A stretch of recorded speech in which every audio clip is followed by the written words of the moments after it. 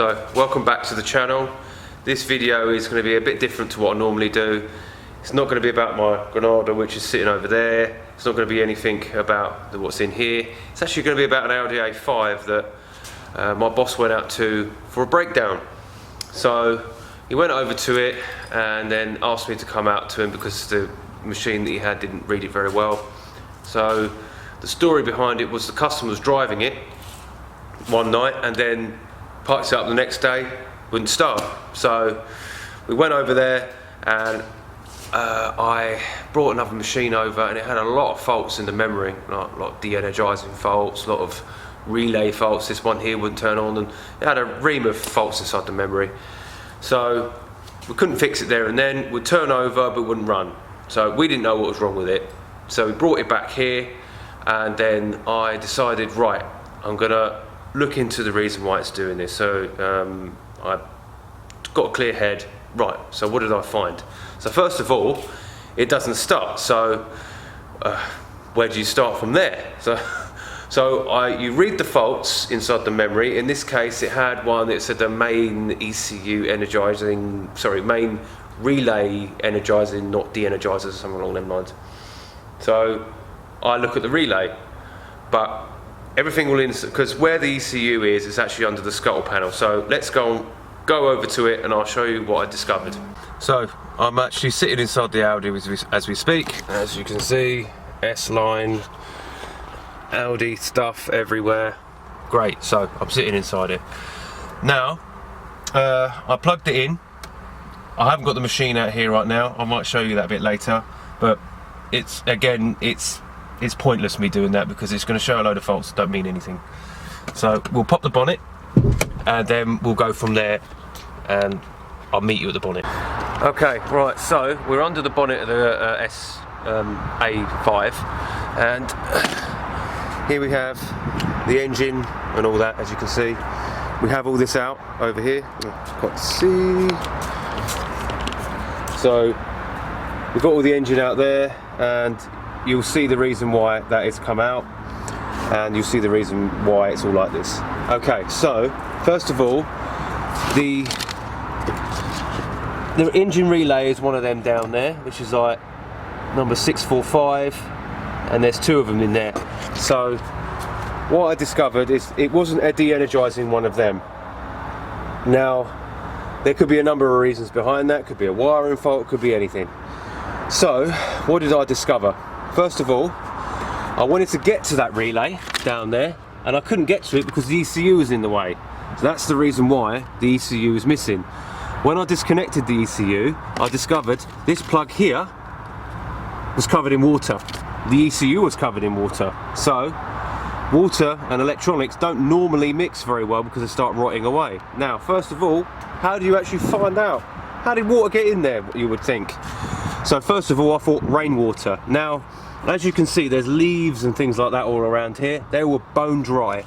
So it couldn't have been that. Why has that happened? So I looked at all the connectors, and one of them had actually rotted off the ECU. I'll show you that now. So this here is the ECU out of the car.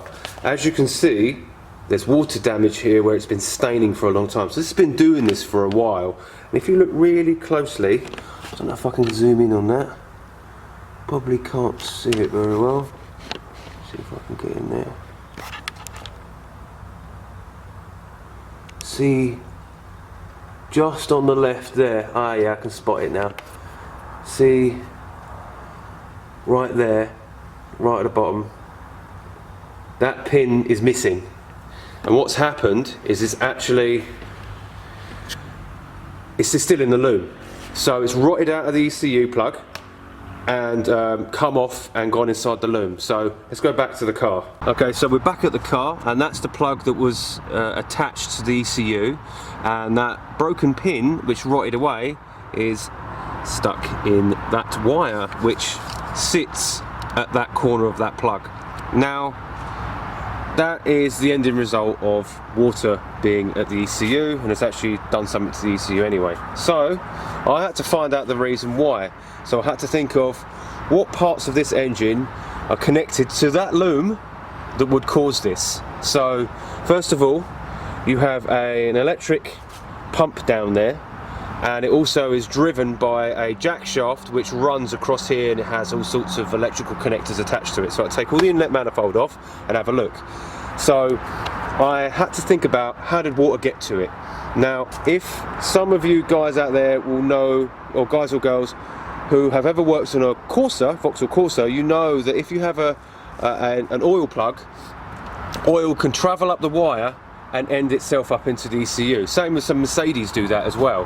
Now, what I did is I checked all the wiring down there, that was fine. So I checked they have electric pumps in these as well. See that one down there? That's an electric pump. And there's also an electric pump down there. So I took all that off, all the connectors are bone dry. I took this connector off, and it was wet, so that's another place that's going to probably cause more issues. Now, if you can see down here, I will turn the light up. Right, probably can't see that. Let me see, I'll put my hand to it. See this one here? Oh.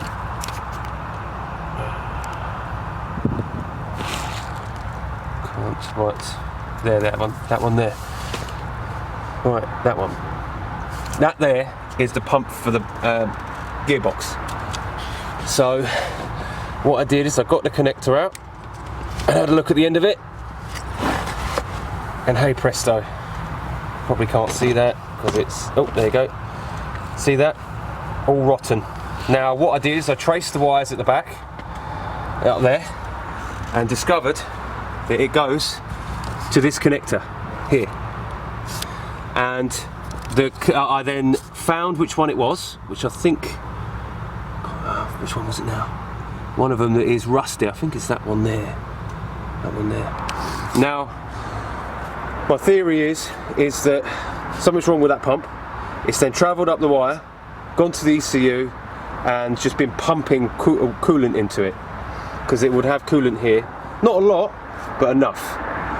Now, the amount of water in there probably was negligible, and it's, I don't know, maybe that it's been slightly filling it up with coolant in there, I think.